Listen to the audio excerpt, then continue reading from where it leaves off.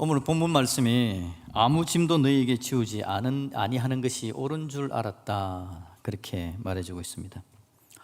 제가 우리 집 사람의 손에 끌려서 밤에 늦게 걸으러 나갈 때가 있습니다. 저는 별로 걷는 것도 별로 안 좋아하는데 하도 가자 그래가지고 못 이긴 채 따라가야 됩니다. 따라가서 이제 한 1시간쯤 걷다가 우리 딸이 고3이 있는데 고3이 한 10시쯤 되면 마치거든요. 자율학습 마치는데 그 학교 앞으로 갑니다. 시간 맞춰서. 늘 그러는 건 아니고요, 어쩌다 한 번씩 갑니다. 가면 그럼 애가 학교 마치고 나오죠. 그러면 만나가지고 같이 이제 집에 오는 거죠. 그런데 만날 때마다 제가 늘 하는 게 가방을 들어줍니다. 가방이 좀 애가 공부하는 게 힘들어 보이니까 제가 가방을 탁 잡아서 제 어깨에 딱 메고 같이 오면 됩니다. 그런데 가방을 들어주려고 딱 잡았는데 탁 메야 되는데 푹 쳐지는 거죠.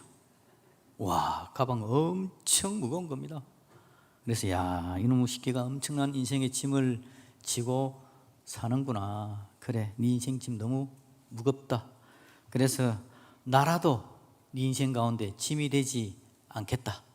나라도 네한테 짐 지우는 일 하지 않으마 라는 마음의 결심을 한번 해봤습니다. 여러분, 이 성경 가운데 여러분 짐이 참 많습니다. 짐이 많아서 그 짐을 지고 가기가 참 힘들고 어려운데요, 한편으로 여러분 가만히 보시면 여러분은 교회 나왔는데 이 교회도 짐입니다. 그죠? 가지 많은 나무에 바람 잘 날 없다고, 여러분 무슨 클럽에 가입했으면 거기도 짐이고 가족들 모임도 짐이고 이것도 짐이고 저것도 짐인데 이 또 교회까지 나오네. 그러니까 교회도 또 하나의 짐으로서 우리에게 작용이 될 때가 있죠. 교회가 얼마나 엄청난 데인데 이 교회가 왜 짐이 될까 하는 생각을 한번 해봅니다. 여러분, 교회는 어떤 곳이죠? 교회는 엄청난 곳입니다. 먼저 성경 말씀을 한번 봅시다. 베드로전서 2장 9절 말씀을 같이 한번 읽어봅시다. 시작. 그러나 너희는 택하신 족속이요 왕같은 제사장들이요 거룩한 나라요 그의 소유된 백성이니. 아멘. 그러나 너희는 택한 족속, 왕같은 제사장, 거룩한 나라, 그의 소유된 백성이니. 그렇게 우리에게 이야기를 해주고 있습니다. 교회가 이런 데입니다. 택한 족속, 왕같은 제사장, 거룩한 나라, 그의 소유된 백성입니다. 이 이야기는 원래 누구한테 해당되는 거냐니까 구약의 이스라엘 백성들에게 해당되는 거죠. 그래서 구약의 이스라엘 백성들은 우리는 택한 족속이다, 왕같은 제사장이다, 거룩한 나라다, 하나님의 소유된 백성이다. 그러니 유대인이 아닌 이방인들을 개같이 여겼습니다. 사람 취급을 하지 않았습니다.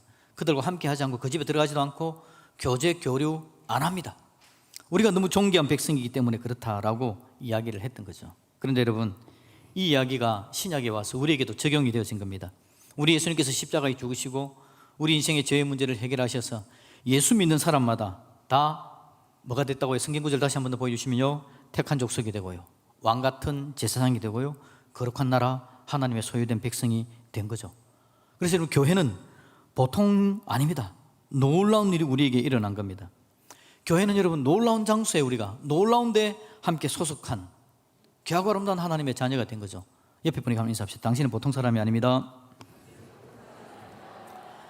말하면서도 아닌 것 같이 표정을 짓는 사람에게 다시 한 번 더 이야기해 줍시다. 시작. 당신은 보통 사람이 아닙니다. 아멘. 보통 사람이 아닙니다. 보통 사람은 이 자리에 못 앉아 있습니다. 하나님의 은혜, 하나님의 사랑, 우리 예수 그리스도의 보혈의 능력으로 택한 족속, 왕같은 제사장, 거룩한 나라, 하나님의 소유된 백성만 여기에 앉아 있는 거죠. 사실 여러분, 교회가 예사롭지 않습니다. 하는 일도요 보통 일이 아닙니다. 교회가 어떤 곳이냐니까 먼저는요, 강력한 헌신의 공동체입니다. 교회가 얼마나 힘이 있는가 하면요, 바울과 바나바를 안디옥 교회가 선교사로 파송합니다.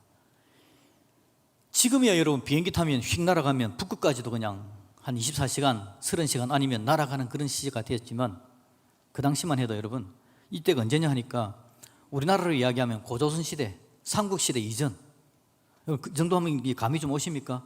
가야 시대 막 이런 때, 그런 때에 동네 하나만 지나가기도 힘들잖아요. 이 동네에서 저 동네만 가도 사람들이 해코지 할까 싶어서 겁난 그때에 수만 리를 걸어서 복음을 전하러 가는 겁니다. 선교사로 복음을 전하러. 교회가 여러분 보통 곳이 아닙니다. 강력한 헌신의 공동체이죠. 사람들이 여러분 이 강력한 헌신을 가지고 달려가는 공동체가 교회입니다. 그렇게 복음이 전달되다가 1800년대 말에 미국에서 거기서 교육받고 대학에서 수석하고 거기 남아있으면 잘 먹고 잘 살 사람들이 미제 땅 조선으로 배를 타고 선교하러 오는 겁니다. 선교하러. 자기 인생에 모든 것들을 헌신하며 오는 거죠. 그리고 그런 복음을 전하다가 이 땅에서 죽어간 사람들의 그 선교사 묘지가 서울 양아진에 있지 않습니까? 강력한 헌신의 공동체가 교회입니다. 교회는 보통 곳이 아닙니다. 이곳에 들어오면 사람들이 강력해집니다. 또 교회는 여러분 두 번째 어떤 공동체냐? 고도의 상상할 수 없는 고도의 도덕적인 공동체입니다. 우리 예수님께서 이렇게 이야기하죠.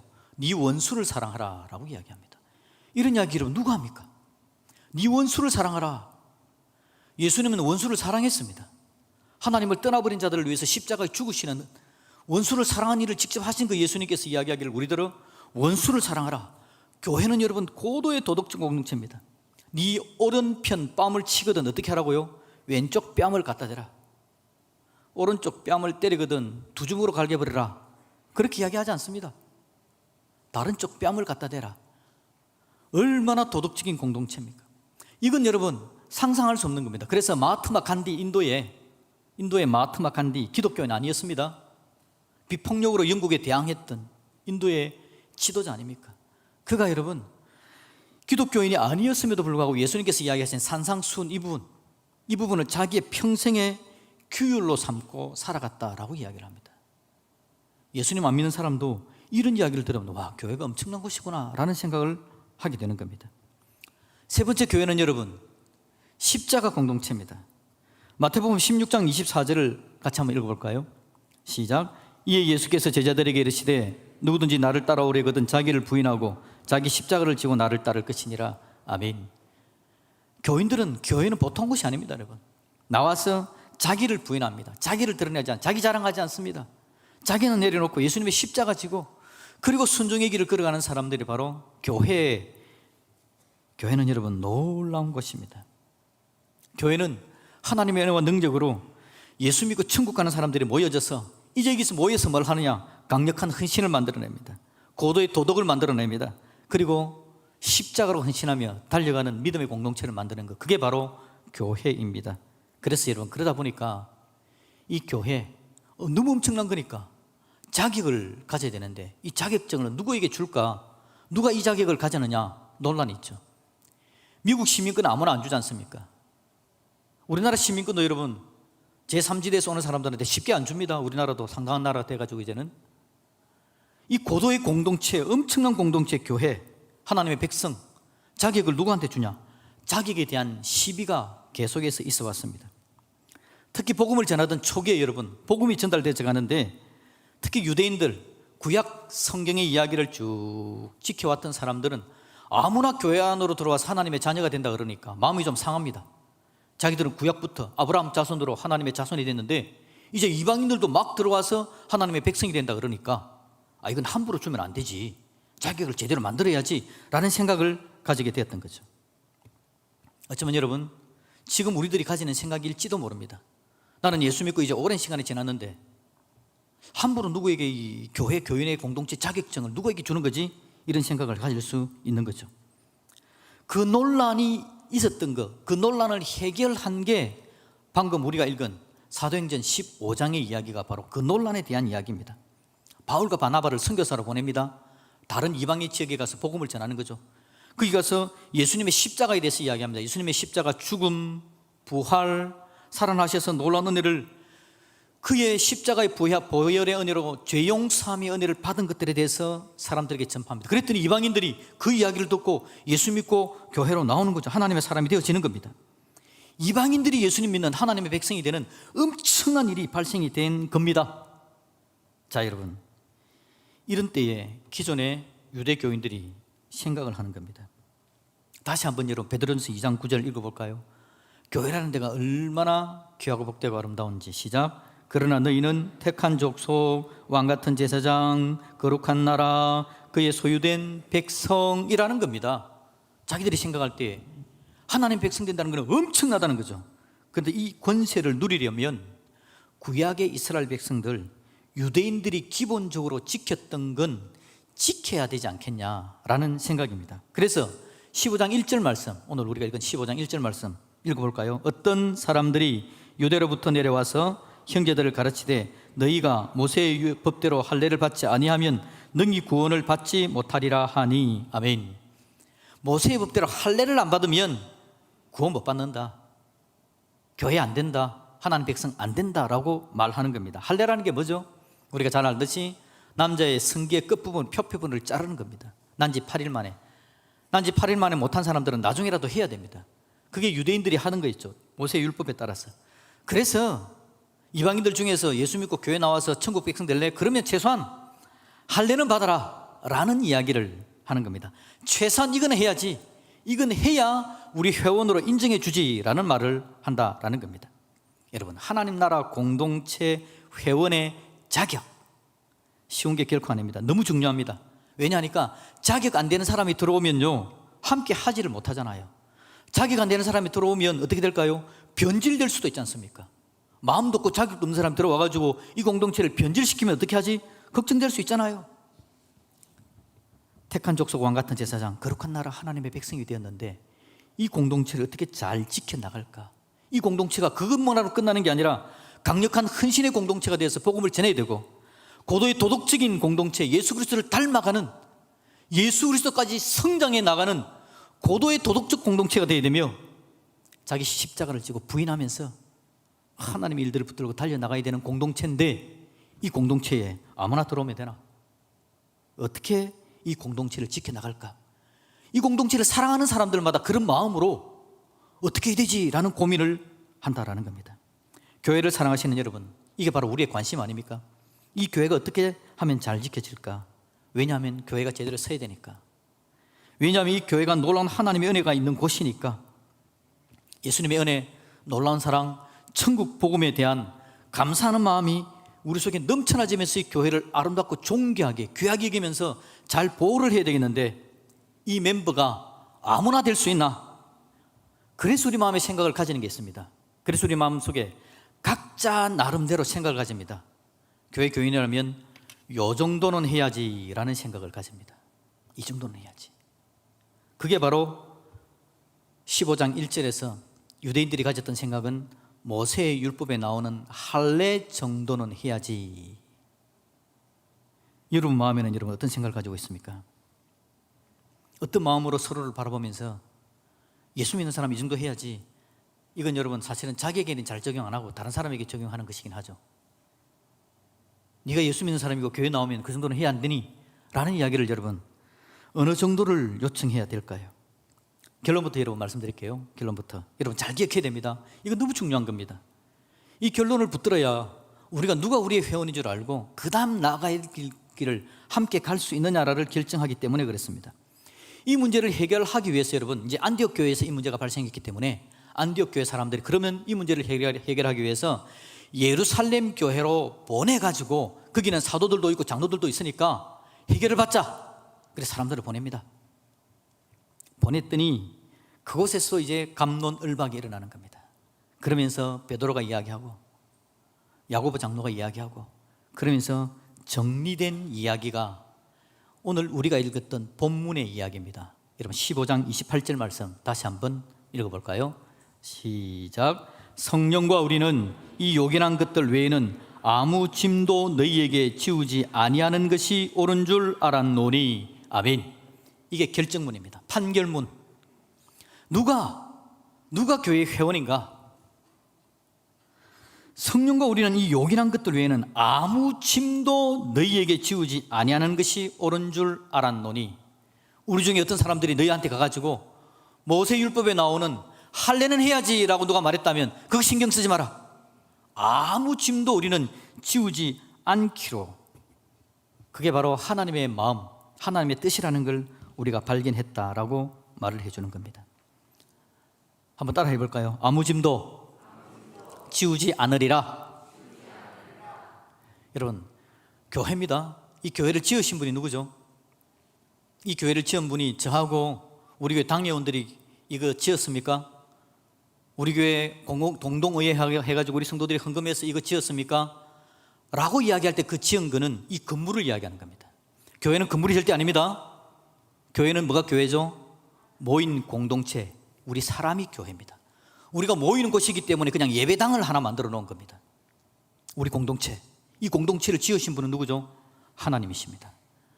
이 공동체를 지으신 분이 하나님이시라면 이 공동체의 멤버가 누가 될지에 대해서도 누가 결정해야 됩니까? 하나님이 결정하는 겁니다. 내가 내 마음속에 이 정도 해야지, 아무 씨알데기 없는 이야기입니다. 그 마음을 다 내려놓고 하나님은 뭐라고 이야기하는지에 대해서 우리가 귀를 기울여야 합니다. 하나님의 결정에 반대하는 사람은 오히려 그 사람이 그 공동체 멤버의 자격이 없는 겁니다. 하나님은 뭐라고 이야기하실까? 바울과 베드로 그리고 예루살렘 교회의 리더인 야고보가 고백을 합니다. 이렇게 우리의 공동체에 하나님께서 원하시는 건 이겁니다 라고 고백을 했더니 예루살렘 교회가 그걸 받아들입니다. 그리고는 결정을 하고 편지로 적어서 안디옥 교회에 돌려보내기로 하는 겁니다. 그 내용이 바로 방금 우리가 읽은 거, 아무 짐도 지우지 않으리라 라는 결정문이었다라는 겁니다. 결정문을 받아들고 가는 바울과 베드로가 나와서 예루살렘 공회에서 이런 이야기를 하거든요. 바울이 한번 생각해 봅시다. 자기가 내가 왜 어떻게 구원을 받았지? 내가 어떻게 교회의 회원이 되고 있지? 한번 생각해 보는 거죠. 바울은 어떤 사람이죠? 바리새인 중에 바리새인, 원래가. 그래서 성경을 얼마나 잘 알았던 사람, 율법에 대해서 철저했던 사람이 바로 바울이었습니다. 그런데 그 모세의 율법을 가지고 할례 받고 모든 걸 철저히 했던 바울이 했던 일이 뭡니까? 예수님 믿는 사람 잡아 죽이는 거. 예수님 믿는 스데반이 돌 맞아 죽을 때에 찬성이요 라고 했던 사람, 더 나아가가지고 예수 믿는 사람들 더 잡아 죽이려고 다메섹으로 군대를 거느리고 갔던 사람, 바로 바울 자기 자신이거든. 생각해 보는 겁니다. 내가 과연 율법으로 구원받았나? 내가 할례를 해서 구원받았나? 내가 그래서 교회 들어왔나? 생각해 보니 하나님의 은혜였습니다. 그랬던 자기가 하나님의 은혜가 아니었으면 교회 회원이 될 수가 없었습니다. 그냥 천국 백성 된 건 그냥 하나님의 은혜였습니다. 알고 보니까 그냥 교회 나와서 보니까 내가 예수를 믿고 있네요. 내가 어떻게 예수를 믿었지? 나도 몰라. 그렇게 예수 믿기를 싫어했고 예수님께 나오기를 원치 않았고, 그랬던 내가 예수를 믿고 있네. 내 주위의 사람들을 보니까 아직도 예수님을 못 믿고 있고, 그렇게 똑똑하다는 사람, 그렇게 부자인 사람 아직도 예수님을 못 믿고 있네. 그 나는 어떻게 예수님을 믿었을까? 내가 잘한 게 있나? 율법으로? 아니라는 겁니다. 그냥 하나님의 은혜였죠. 사도행전 15장 11절 말씀을 같이 한번 읽어볼까요? 사도행전 15장 11절 말씀입니다. 시작. 그러나 우리는 그들이 우리와 동일하게 주 예수의 은혜로 구원받은 줄을 믿노라 하니라. 아멘. 그들, 이방인들이 우리와 동일하게, 유대인들과 동일하게 주 예수의 은혜로 구원받은 줄을 믿노라. 아멘. 유대인들도 뭐로 구원받은 겁니까? 주 예수 그리스도의 은혜로. 이방인들은 어떻게 구원받았습니까? 주 예수 그리스도의 은혜로. 그냥 그 은혜로 구원을 받았다라는 겁니다. 유대인이라서 구원받은 거 아닙니다. 율법으로 할례를 받아서 구원받은 거 아닙니다. 잘생기서 구원받은 거 아니고, 키 커서 구원받은 거 아니고, 성격 좋아서 구원받은 거 아니었습니다. 잘생긴 것으로 구원받았으면 제가 어떻게 명함을 내밀었습니까? 제가 여러분 키는 좀 잘생겼지만 얼굴은 못생겼잖아요. 키가 166cm 이상 구원받으면 저는 안 됩니다. 엄청난 비밀을 제가 지금 발설하는 중인데,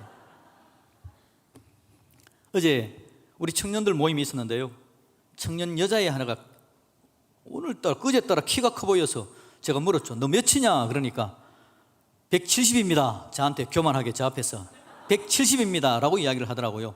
그래서 제가 이야기했습니다. 대놓고 안 하고 속으로, 니는 키 커서 좋겠다.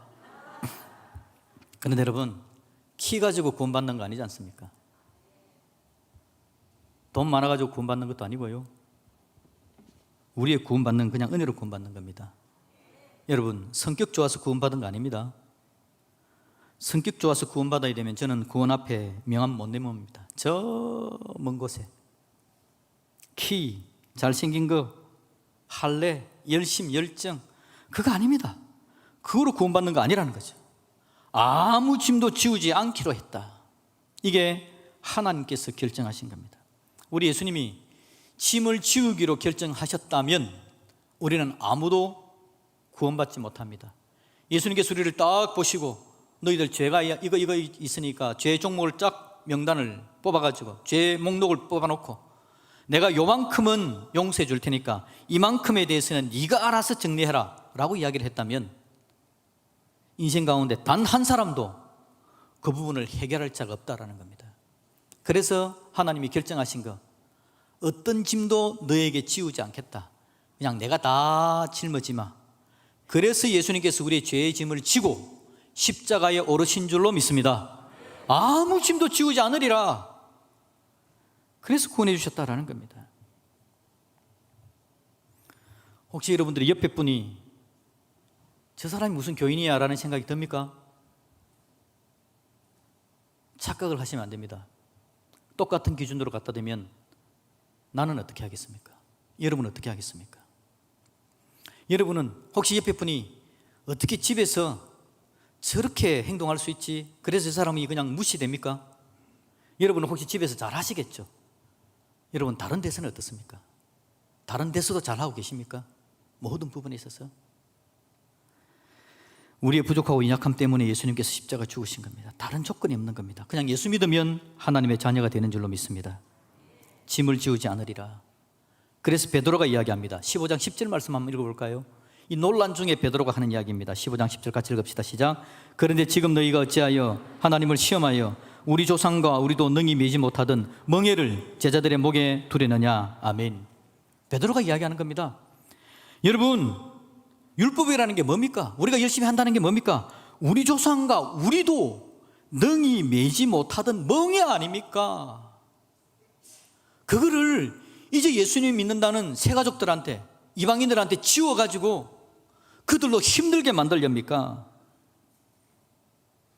베드로는 멍에를 지운다라고 표현합니다. 여러분 옆에 있는 사람들에게 멍에를 지우지 마시기를 주님의 이름으로 축복드립니다. 여기서 여러분 옆에 사람들은 이야기했는데요, 여러분 자신에게도 마찬가지입니다. 여러분 스스로에게도 멍에를 너무 많이 지우지 마십시오. 예수님의 십자가 보혈의 은혜를 의지한다는 건요, 그냥 있는 그대로 나 자신을 주님께 맡기고 나오는 겁니다.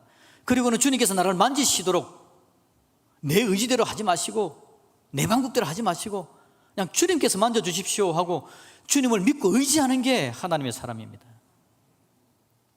야고보는 뭐라고 이야기하죠? 19절 볼까요? 19절. 베드로는 멍에를 매지 말아라. 19절 같이 있습니다. 시작. 그러므로 내 의견에는 이방인 중에서 하나님께로 돌아오는 자들을 괴롭게 하지 말고 뭘 하지 말라고요? 옆에 분에게 인사합시다. 당신을 괴롭히지 않겠습니다. 좀 괴롭히지 맙시다. 여러분 남편들, 아내들 좀 괴롭히지 마시고요, 아내들도 남편 괴롭히지 맙시다. 이건 여러분 무슨 말이냐 하니까 당신을 있는 그대로 존중한다라는 뜻입니다. 우리 예수님께서 여러분 우리를 어떤 상태에서 구원하셨죠? 예수님께서 우리를 구원하시는데 네가 거기 있는데 이쪽으로 옮겨오면 내가 구원해 줄게, 그렇게 이야기하지 않았습니다. 예수님은요 우리가 있는 그 자리에서 우리를 구원해 주셨습니다. 다른 사람에게 여러분 옮기라고 이야기하는 거 조심해서 합시다. 짐을 지우는 겁니다.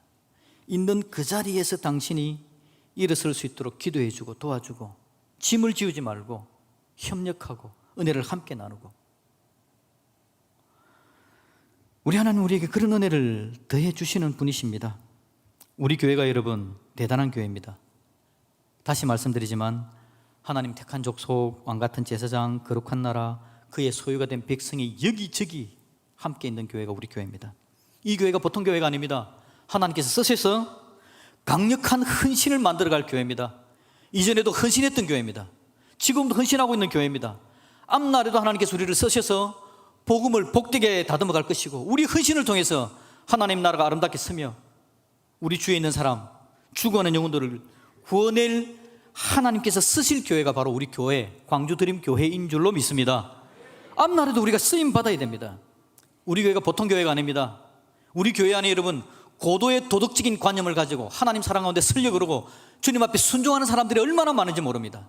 자기 자신을 내려놓고 내 앞에 원수 짓을 하는 사람이 있음에도 불구하고 그를 미워하지 않으려 그러고, 얻어맞았음에도 불구하고 또 때리라고 내 미는 분들이 우리 여러분들 가운데 얼마나 많은지 모릅니다.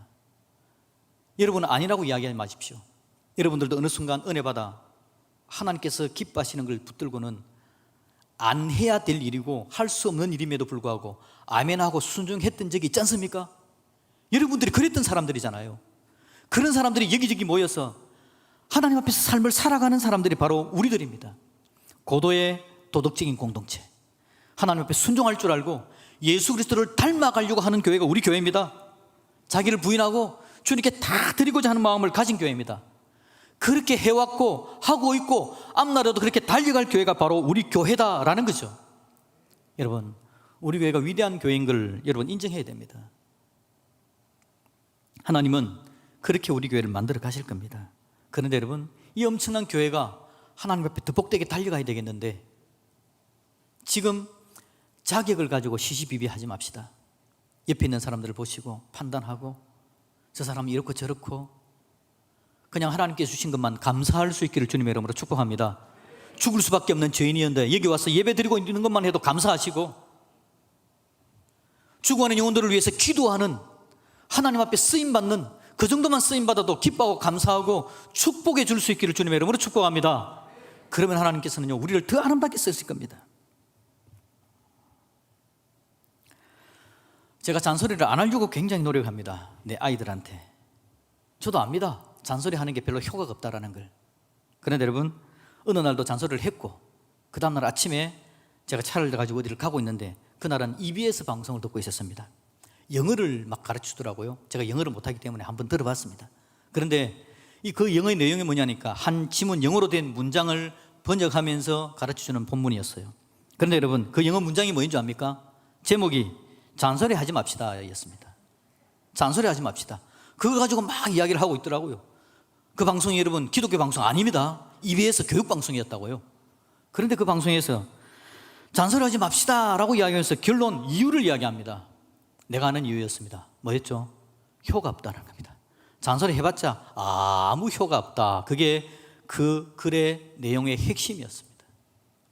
여러분, 잔소리는 하지 마십시다. 그냥 그대로 인정해 줍시다. 그대로 사랑합시다. 그러면서 위로해 주고 격려해 줍시다. 그게 하나님의 사람들이 함께 하나님의 위대한 교회를 만들어가는 데 있어서 가장 기초적인 부분입니다. 지난주에 구빈구 목사님이 오셔가지고 설교했습니다. 설교 제목, 지난주 설교 제목을 물으면 신뢰죠. 그래서 제가 대답해 드립니다. 사랑이 아니면 안 됩니다. 설교했습니다. 사랑이 아니면 안 됩니다. 첫 번째 대지가 뭐였냐니까 사랑은 오래 참아주는 겁니다. 두 번째 대지는 자기 유익을 구하지 않는 겁니다 라고 이야기를 쭉 하시면서 그 이야기를 풀어갔죠. 제가 이 앞에 앉아서 아멘 아멘 했습니다. 참아주는 거, 자기 유익을 구하지 않는 거, 이건 여러분 사랑의 대상, 하나님께서 우리를 함께 공동체로 우리 가정으로 모아놨는데 우리는 서로를 인정해야 되는 겁니다. 여러분, 하나님은 여러분들을 있는 그대로 그냥 보셨습니다. 그래서 있는 그 자리에서 있는 그대로 보시고 구원을 해주셨단 말이죠. 그래서 우리도 우리 곁에 있는 사람, 우리 가족들을 그냥 있는 그대로 봐주면 되는 겁니다. 있는 그대로 봐주십시오. 그러면서 하나님의 도우심을 받고 하나님께서 함께 하실 겁니다. 옆에 분에게 다시 한번 인사할까요? 아무 짐도 지우지 않겠습니다. 다시 한번 인사합시다. 있는 그대로 당신을 보겠습니다. 하나님의 은혜와 사랑이 우리 가운데 넘쳐나지기를 주님의 이름으로 축복드립니다.